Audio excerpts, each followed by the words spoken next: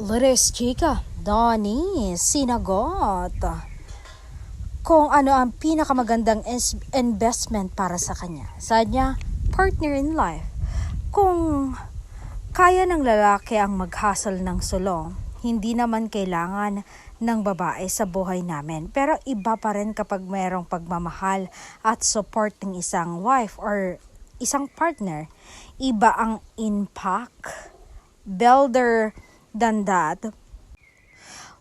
Dati wala akong pakialam or sinasabi ko di ko kailangan, pero nung naranasan ko, nabigla ako na magkaroon ng fire within me hanggang sa naging super successful ako.